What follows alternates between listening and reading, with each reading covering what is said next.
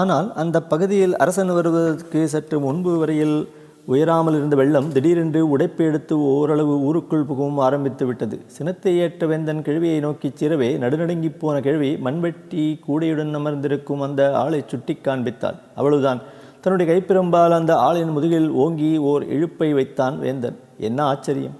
இதே கணத்தில் அடிபட்ட ஆள் சூன்யமாகிவிட்டார். அதே சமயத்தில் மதுரை மாநகர மக்கள் அனைவரும் லேசான பிரம்படியை ஏற்றார்கள். வைகையும் தன்னுடைய வெள்ளத்தை தனித்து கொண்டு விட்டாள். அதே சமயத்தில் மகானின் சிறைவாயிலும் திறந்து கொண்டது. பிரம்படியை சற்று பலமாக வாங்கி கொண்ட மன்னனோ நிகழ்ந்தவைகளின் காரணங்கள் அனைவற்றையும் உணரலானான். எனவே அமைச்சரிடம் மன்னிப்பு கோர சிறையை நோக்கி விரைந்தான். சிறையிலிருந்து புறப்பட்ட மகானோ மன்னனுக்கு உதவி புரிய அவனை நாடிச் சென்றார். தன்னை நோக்கி வந்த மகானை கண்டவுடன் அரசன் அவருடைய பாதங்களில் விழுந்தான். தில்லை சம்பவத்தை தங்களுடைய ஞானக்கண்ணால் கண்டதை எனக்கு உணர்த்தியும் நான் மதியிழந்தவனாக ஆகிவிட்டேன். என்னை மன்னித்துரள வேண்டும் என்று வேண்டிக் கொண்டான். மகானோ எல்லாம் ஆத்மநாதருடைய செயல் என்று அடக்கமாக கூறியபடியே மன்னரையும் அழைத்து கொண்டு மீனாட்சியையும் சுந்தரேஸ்வரியையும் தரிசித்து வர புறப்பட்டார். தரிசனத்தை முடித்து கொண்டு இவர்கள் அரண்மனைக்கு போய் கொண்டிருந்த பொழுது இவர்களை எதிர்நோக்கி வந்த உற்ற அதிகாரிகள் குதிரைகள் மீண்டும் கொட்டகையில் காணப்படுவதாக தெரிவித்துக் கொண்டார்கள். பகவான் பெரும்படிப்பட்ட இந்த ஓர் திருநாள் ஆவணி மாதம் மூல நட்சத்திரத்தன்று சம்பவித்தது. இன்றைக்கும் புட்டு திருநாள் என்று பெயரில் மதுரை மாநகரின் கோவிலில் உற்சவம் சிறப்பாக கொண்டாடப்பட்டு வருகிறது. பகவான் சக்தி வாய்ந்தவர் என்பது உண்மையானால் அவர் அந்த மானிட அரசனை ஒரே நொடியில் தெளிய வைத்திருக்கலாமே. அவர் ஏன் இத்தனை மெனக்கெடுகளை கையாள வேண்டும் என்ற இக்காலத்தை ஒரு சிலர் ஓர் கேள்வியை போடலாம். பகவான் ஒரே நடியில் எந்த சம்பவத்தையும் முடித்து காட்டும் வல்லவர் என்பதில் சந்தேகமில்லை. ஆனால் இவைகளெல்லாம் விளக்கத்துடன் உலகத்திற்கு நடத்தி காட்டப்படும் அவருடைய திருவிளையாடல்கள் என்பதை அத்தகையவர்கள் அறிய வேண்டும். ஆவுடையார் கோவில் திருப்பணி மீண்டும் தொடங்கியது. திருப்பணியை முடித்தேற்ற பல ஆண்டுகள் பிடித்தன. உயர்ந்த வேலைப்பாடுகளுடன் கூடிய சிறப்பை கொண்டிருக்கும் ஒரு சில கோவில்களுள் இதுவும் ஒன்றாகும். மெல்லிய கனத்தை கொண்டதும் அகலமான அளவை கொண்டதுமான கொடுங்கைகள் வேறு எந்த இடத்திலும் நிர்மாணிக்கப்படவில்லை என்பதாக சொல்லப்படுகிறது. இதே விதமாக திருவேழிமலையில் அகலமான பரப்பில் நிர்மாணிக்கப்பட்டிருக்கும் மண்டபத்திற்கும் திருவலஞ்சுழி கல் கதவுக்கும் பிந்திய காலத்திய கல்தச்சர்கள் விலக்கை தெரிவித்துக் கொண்டார்களாம். உயர்ந்த உட்புற கூரை கற்களில் செதுக்கப்பட்டிருக்கும் வளையங்கள் சங்கிலிகள் போன்றவைகள் அதிசயிக்கத்தக்கவைகளாயினும் அவைகள் பல கோவில்களில் காணப்படுகின்றன. தேர் உருவத்தில் அமைக்கப்பட்டிருக்கும் தஞ்சாவூர், கங்கை கொண்ட சோழபுரம், கும்பகோணத்திற்கு இரு புறங்களிலும் உள்ள தாராசுரம், திருபுவனம் முதலிய 4 கோவில்களின் கோபுரங்களும் கருங்கற்களினாலேயே நிர்மாணிக்கப்பட்டவைகள் என்பது குறிப்பிடத்தக்கதாகும். தற்போது பாழடைந்திருக்கும் கங்கை கொண்ட சோழபுரம், முக்கியமாக தாராசுரம் முதலிய இரு கோவில்களில் உள்ள கல்தச்சர்களின் வேலைத்திறன்கள் ஸ்கல்ப்சரல் எக்ஸ்குவிசிட்னஸ் இந்தியாவிலேயே முதன்மை ஸ்தானம் பெற்றிருப்பதாக இந்திய ஆர்கியாலஜிக்கல் இலாக்காவின் ஆர்கியாலஜிக்கல் டிபார்ட்மெண்ட் தலைமை அதிகாரி தெரிவித்திருக்கிறார். கும்பகோணம் நாகேஸ்வரன் கோவிலில் நடராஜ பெருமானுக்கு ரதத்தின் ஐதீகத்தில் ஓர் தனிக்கோவில் அமைக்கப்பட்டிருக்கிறது. சுமார் 45 கஜம் நீளத்தையும் 19 கஜம் அகலத்தையும் சுமார் 7 அடி உயரத்தில் தரைமட்டத்தையும் கொண்ட இந்த நிர்மாணம் சிறந்த வேலைப்பாடுகளை ஏற்காமல் இருந்தாலும் மற்றைய ஒரு சில ஸ்தலங்களில் காணப்படும் ரதத்தின் அச்சு ஆக்சில் சக்கரங்கள் பாய்ந்தோடும் பாணியில் இருக்கும் குதிரை போன்றவைகளைப் போல ரதத்துடன் இணைக்கப்பட்டிருக்கின்றன. மேலும் 4 பிரம்மாண்டமான கருங்கல் யானைகள் ரதத்தின் முன்பாகத்துடன் இணைந்து செல்வதைப் போலவும் அரசர்கள் அவைகளின் மேல் அமர்ந்திருப்பதைப் போலவும் நிர்மாணித்திருப்பது பிரத்யேகமான அம்சங்களாகும். நிற்க ஓர் சின்னஞ்சிறு பாறையை கூட காண முடியாத, அதாவது ஒரு சிறு குன்றை கூட வகிக்காத தஞ்சை ஜில்லாவில் நிலத்தில் 100க்கும் மேலான பிரம்மாண்டமான கருங்கல் கோவில்கள் அக்காலத்தில் நிர்மாணிக்கப்பட்டிருக்கின்றனவென்றால் அது பொதுவாக நாயக்கர்களின், முக்கியமாக சோழர்களின் அபார சாதனையாகும். தனிப்பெருமையும் கூட. தவிர நமது தேசத்தில் எந்த மாகாணத்திய பிரம்மாண்டமான கோவில்கள் அனைத்தையும் கணக்கிட்டாலும் அவைகள் தஞ்சை ஜில்லாவில் மட்டுமுள்ள பெரிய கோவில்களின் எண்ணிக்கைக்கு சற்றேனும் ஈடாகாது. இதை அனுசரித்தே தஞ்சை ஜில்லாவை சிற்பக்கலைகளின் மியூசியம் என்றும் கலைக்கோவில்களின் மியூசியம் என்றும் ஓர் கலைமேதாவி குறிப்பிட்டிருக்கிறார். தெய்வசாதுவினால் பூர்த்தி செய்யப்பட்ட திருப்பணியை தரிசித்து அகமகிழ்ந்த பாண்டியன் தெய்வசாதுவின் அனுகிரகத்தை பெற்று மதுரை திரும்பினான். தன்னை தில்லையிலேயே தரிசித்திருக்க ஆத்மநாதர் ஆங்கியிட்டதன் பேரில் தெய்வசாது சிதம்பரத்தை நாடிச் சென்றார். ஆத்மநாத சுவாமி கோவிலுக்கு அளவற்ற நிலம் சாசனம் செய்யப்பட்டிருந்தது. ஆவுடையார் கோவில் மக்கள் ஆத்மநாதரை தங்களுடைய பிரத்யேகமான தெய்வமாக கருதி வந்தனர். அந்த ஊரில் உள்ள பெரும்பாலான மக்களுக்கு தேவையான அன்னத்தை வெடித்து ஆத்மநாதருக்கு தினந்தோறும் நிவேதனம் செய்யப்பட்டு வந்ததை அறிய நேர்ந்தால் நீங்கள் ஆச்சரியப்படாமல் இருக்க முடியாது. பெரும்பாலும் ஆங்கில ஆட்சியின் காலத்தில் கூட இத்தகைய மேன்மையும் சுபிட்சமும் நீடித்து வந்தது. ஆங்கிலேயர்களின் காலத்தில் பணம் கையாடுபவர்கள் கோவில் அதிகாரிகளாக அமரவில்லை. ஆங்கிலேயர்கள் பிரபுக்களை கோவிலின் தர்மகர்த்தாக்களாக நியமித்து வந்தனர். நாம் ஆங்கிலேயர்களை விரட்டி சுதந்திரம் அடைந்தோம். நமது சுதந்திர நாட்டில் கோவில்களின் நிலங்கள் இந்நாட்டு மன்னர்கள் என்பவர்களால் ஆக்கிரமிக்கப்பட்டு விட்டன.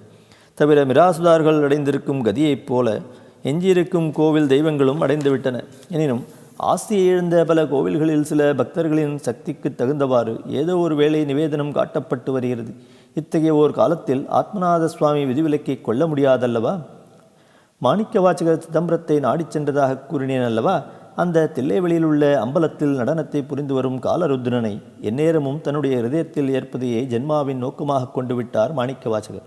எனவே காலருத்ரனும் தாமதத்தை கொள்ளாமல் அவருக்கு பூர்ணமான அருளை வழங்கினார். இத்தகைய உன்னதமான அருளை பெற்ற மாணிக்க வாசகர் உலகமே இன்னதென தோன்றிதாட ஓர் உணர்ச்சியை ஏற்றதுடன் யாவற்றையும் விமல தோற்றத்திலும் காணலானார். அதாவது ஆனந்த தாண்டவர் துறவி நிலையின் சூக்ஷ்மத்தை மணிவாசகருக்கு காட்டி அருளியதாக கொள்ள வேண்டும். இந்நிலையில் அவர் பல இடங்களில் சஞ்சாரத்தை ஏற்று வந்தாலும் கூட தில்லையின் சுற்றுப்புறங்களில் அமர்ந்து வரும் வழக்கத்தையும் ஏற்று வந்தார். சில ஆண்டுகள் கடந்தன. மாணிக்க வாசகர் ஞானியின் நிலையை அடையும் தருவாயில் ஓர் புத்த கோஷ்டியினர் சிதம்பரம் வந்தடைந்தார்கள். இந்தியாவில் புத்த சமண மதங்கள் பெரும்பாலும் மறைந்துவிட்ட காலம் அது. தங்களுடைய மதத்திற்கு மீண்டும் புத்துயிர் அளிக்க வேண்டும் என்ற நோக்கத்தில்தான் அந்த கோஷ்டியினர் பூர்வாங்கமாக தில்லையை அடைந்தனர். தில்லை தீட்சிதர்களை மாந்திரீக வித்தையின் மூலம் வென்றுவிட்டால் தென்னாட்டை புத்த நாடாக மாற்றிவிடலாம் என்பது அவர்கள் நம்பிக்கையாகும். இலங்கையிலிருந்து வந்த இந்த கோஷ்டியினர் சவாலை ஏற்ற தீட்சிதர்கள் மாணிக்க வாசகரிடம் முறையிட்டுக் கொண்டனர். துறவியோ நடராஜனை நாடும்படி கூறிவிட்டார். நடராஜ பெருமானோ திரும்பவும் துறவியை அணுகும்படியாக கூறிவிட்டு புத்த விகாரத்தில் தலையிட மாணிக்க வாசகரை கேட்டுக்கொண்டார். தீட்சிதர்கள் புத்த மேதாவிகளை துறவியிடம் அழைத்துச் சென்றனர். துறவி அந்த கூட்டத்தினரை பார்த்து என்ன என்று விரும்பினார். அவ்வளவுதான். அக்கூட்டத்தினர் அனைவருக்கும் பேச முடியாமல் போய்விட்டது. இனிமேல் மத பிரச்சாரம் செய்ய மாட்டோம், எங்களுக்கு பேச்சு வந்தால் போதும் என்ற உள்ளத்தை ஒவ்வொருவரும் ஏற்ற நேரே தவிர அதை வெளியிட முடியாமல் தத்தளித்து நின்றனர். எனினும் முடிவாக அனைவரும் துறவியின் முன்னிலையில் விழுந்து தங்களை மன்னித்து விட வேண்டும் என்ற பாவனையில் பக்தி வினயத்துடன் எழுந்து நின்றனர். துறவியால் மன்னிக்கப்பட்டு விட்ட புத்தர்கள் தாங்கள் தோற்றுவிட்டதை தீட்சிதர்களிடம் ஒப்புக்கொண்டதுடன் இந்து மதத்தை தழுவி சமண புத்தர்களுக்கு எதிரான பிரச்சாரத்தை துவக்கவும் மனம் கொண்டு விட்டனர். மேலும் இலங்கைக்கு உடனடியாக சென்று இலங்கை அரசனை இந்துவாக மாற்றி அனைவனையும் அவனுடைய குடும்பத்தாரையும் தில்லைக்கு அழைத்து வந்தனர். ஆம், அரசனின் ஊமை பெண்ணின் நிவர்த்திக்காகவே துறவியை அண்டி தரிசிக்கச் செய்தனர். மன்னன் பாக்கியத்தை பெற்றான். தரிசித்த மாத்திரத்திலேயே ஊமை பெண் பேச ஆரம்பித்து விட்டாள். இந்த விதமாக புத்த கோஷ்டியினரின் படலம் முடிவடைந்தது. முடிவாக மாணிக்க வாசகர் ஞானத்தின் நிலையும் அடைந்து விட்டார். மாணிக்க வாசகரையும் சபாபதியும் தரிசித்துவிட்டு புறப்பட்ட இலங்கை அரசன் உடனடியாக நடராஜ பெருமானுக்கு ஒரு பிரத்யேகமாக கோவிலை கட்டி முடித்தான். மேலும் தில்லையைப் போலவே பதஞ்சலி, வியாக்கிரபாதர் முதலிய இரு மகரிஷிகளையும் பிரதிஷ்டை செய்தான். அன்று முதல் இன்றைய வரையில் ஒவ்வொரு ஆண்டிலும் அந்த கோவில் பிரம்மோற்சவம் தேர் திருநாளும் சிறப்புடன் நடத்தப்பட்டு வருகிறது. வருண ஜபம். ரோம சாம்ராஜ்யத்தை ஆட்சி புரிந்து வந்த தெய்வ மதத்திய சக்கரவர்த்திகளுள் கிபி 161 சிங்காதனத்தில் அமர்ந்த மார்க்கஸ் அருளியன் என்பவர் சிறந்த விவேகியாக வேதாந்தி விளங்கினார். அவர் யுத்தத்தை விரும்பாமல் இருந்தாலும் கூட எதிரிகளின் படையெடுப்பை சமாளிக்க வேண்டிய நிலைமை அவருக்கு நேராமல் இல்லை. அவர் எகிப்திய பிராமண சிரேஷ்டரான ஒருவரை ராஜகுருவாக ஏற்று வந்தார். உடலிலிருந்து ஆத்மாவை அகற்றி சஞ்சாரத்தை ஏற்கும் அத்தகைய சக்தியை எகிப்திய பிராமணர்கள் கிமு 3ஆம் நூற்றாண்டிலேயே இழக்க ஆரம்பித்து விட்டாலும் தெய்வங்களுடன் நேரடியான தொடர்பை சுமார் கிபி 3ஆம் நூற்றாண்டு வரையில் சில பிராமணர்கள் ஏற்று வந்தனர். அத்தகையவர்களுள் இந்த ராஜகுருவும் ஒருவராவார். மார்க்கஸ் அருளியனுக்கு எதிரிகளை சமாளிக்கும் நிலைமை ஏற்பட்டதாக கூறினேன் அல்லவா? ஜெர்மானியர்களின் ஒரு வகுப்பினர் ஒரு சமயம் கடுமையான கோடைக்காலத்தில் ரோம சாம்ராஜ்யத்துடன் போர் தொடுத்தனர். அப்பொழுது தன்னுடைய படைகள் பிரதிகூலமான நிலையில் தவித்துக் கொண்டிருந்ததை உணர்ந்த மன்னர் பகவானை பிரார்த்திக்க ராஜகுருவை கேட்டுக்கொண்டார். இதை முன்னமேயே அறிந்து கொண்டு விட்ட ராஜகுருவோ வருணஜபத்தை உச்சாடனம் செய்ய ஆரம்பித்து விட்டார். அந்த சமயத்தில் ராஜகுரு அவ்விடத்தில் இல்லாமல் இருந்திருந்தால் மன்னர் தோல்வி அடைந்திருப்பார். மன்னரும் யுத்தத்தின் கதியை அப்படித்தான் எதிர்பார்த்திருந்தார். நிற்க வருணஜபம் என்பது இக்காலத்தியதைப் போல கோடை காலத்தில் ஆரம்பித்து மழைக்காலம் வரையில் ஜபிக்கும் மந்திரம் அல்ல, அல்லது மழை பெய்ய போகும் நாள் வரையில் நீடித்து ஜபிக்கும் மந்திரமும் அல்ல. ஜபத்தை முடித்த உடனேயே மழை பொழிவதே வருணஜபத்தின் சாதனையாகும்.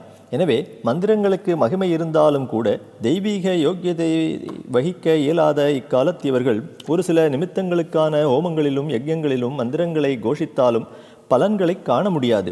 ஓர் உத்தமர் தங்கக்கம்பியாக இருந்த போதிலும் அதில் மின்சாரம் பாயாத வரையில் விளக்குகள் எரியாதல்லவா? இப்போது யுத்தத்தில் நேர்ந்த நிகழ்ச்சிகளை விளக்குவோம். After having fought several important battles, says Dion Cassius, he also carried on a great war against the people called Quadi, in which, against his expectations, he was victorious, or rather victory was bestowed upon him by God. Indeed, it was a divine interposition that saved the Romans from the dangers they were in during this combat. Surrounded by the Quadi, who had all the advantages of position, the Romans defended themselves valiantly with their shields. Presently, the barbarians ceased hostilities in the hope that heat and thirst would deliver the adversaries into their hands without the trouble of further fighting, and took possession of all the places around which they fortified to prevent the enemy from finding water, for the Quadi were far superior in numbers. Now, while the Romans, unable either to offer combat or retreat and reduced to last extremity by wounds, fatigue, heat and thirst, were standing helplessly at their posts, clouds suddenly assembled in great number and rain descended in abundance, certainly not without divine intervention, since an Egyptian mage, Amalphis, who was with Marcus Aurelius, is said to have invoked several genii, principally the aerial Mercury by enchantment, and thanks to them had brought down rain. Dion adds that when rain began to fall, every soldier lifted his head toward heaven to receive the water in his mouth. That afterwards some held out their shields and others their helmets to catch the water, and many gave their horses to drink. Being set upon at once by the barbarians, they drank and fought on the same spot, and several, being wounded, swallowed blood mingled with water in their helmets. All being occupied in drinking, they would doubtless have been seriously incommoded by this attack had not heavy hail and numerous thunderbolts thrown consternation into the ranks of enemy. Fire and water could be seen to mingle as they left the heaven. Some upon from whom they fell drank and were refreshed, but many were burned and perished. The fire did not reach the Romans, but if it did not by chance touch one of them, it was at once extinguished. If in the same manner the rain, instead of comforting the barbarians, seemed merely to excite like oil the fire with which they were being consumed, and all were soaked with water as they constantly sought more. Some barbarians inflicted wounds upon themselves as though their blood had power to extinguish flames, while many others rushed over to the side of the Romans, hoping that there the water might be salutary to them. Marcus Aurelius had compassion for them, and for the 7th time he was proclaimed emperor by the soldiers, although not usually accepting this title until it had been bestowed upon him by the Senate. He made no demur on this occasion, holding that the honor came from a god, and wrote to that effect to the Senate. ஆகவே வருணஜபத்தின் மூலம் மன்னர் தெய்வீக வெற்றியை பெற்றார். முதன்முதலாக ரோமாபுரியில் தோன்றின ஓர் புதுவிதமான கிறிஸ்தவ கூட்டத்தினரை மன்னர்கள் லேசாக நினைத்து விட்டனர். இந்த கூட்டத்தினர் தெய்வ மதத்தை கவிழ்த்து விடுவார்கள் என்று ஆரம்ப காலத்து மன்னர்கள் எதிர்பார்க்கவில்லை. எனினும் தெய்வங்களை புறக்கணித்த இத்தகையவர்கள் கண்டுபிடிக்கப்பட்டால் அவர்கள் கண்டிக்கப்பட்டு வந்தனர். கிறிஸ்தவ தலைவர்களோ 2ஆம் நூற்றாண்டின் இறுதியில் அக்னிமழை பெய்யப் போவதாகவும், அப்பொழுது தெய்வ மதத்தினர்களும் தெய்வங்களின் கோவில்களும் மன்னர்களின் அரண்மனைகளும் அழிந்துவிடப் போவதாகவும், கிறிஸ்தவர்கள் மட்டும் காப்பாற்றப்படப் போவதாகவும், இயேசுநாதர் நேரடியாக வந்து உலகில் ஆட்சி புரியப் போவதாகவும், எனவே உடனடியாக கிறிஸ்தவ மதத்தை தழுவிவிடவும் பொதுமக்களிடையே இரகசிய பிரச்சாரத்தை பரப்பி வந்தனர். இதனால் பீதியடைந்த பலர் சிலுவையை வெளிப்படையாக தெரியாமல் அணிய ஆரம்பித்தனர். ஆனாலும் 2ஆம் நூற்றாண்டில் சுமார் 30% பகிரங்க கிறிஸ்தவர்களாக காட்சியளித்தனர். Granted that the Roman Empire at certain times persecuted Christianity, at least it did not kill it. Judaism, if it had not felt the pressure of Roman authority, would have sufficed to crush it. It was the Roman magistrates who prevented the Pharisees from destroying the Christianity. தெய்வங்களையும் தெய்வ மதத்தையும் மன்னர்களையும் பகிரங்கமாக நிந்தித்து ஏளன பிரச்சாரம் செய்து வந்த ஒரு சிலர் மன்னர்களால் கொடிய தண்டனைகளுக்கு உட்படுத்தப்படாமலும் இல்லை. மார்க்கஸ் அருளியன் சம்பந்தப்பட்டவரையில் கிறிஸ்தவ மத வளர்ச்சியை தடுத்து நிறுத்துவதற்கு இவர் நடவடிக்கையை கொள்ளவில்லை. ஆயினும் இராஜாங்கத்தில் தலையிட்டு கலகம் விளைவிக்க முயன்ற இரு பாதிரிமார்களுக்கு மரண தண்டனை விதித்தார்.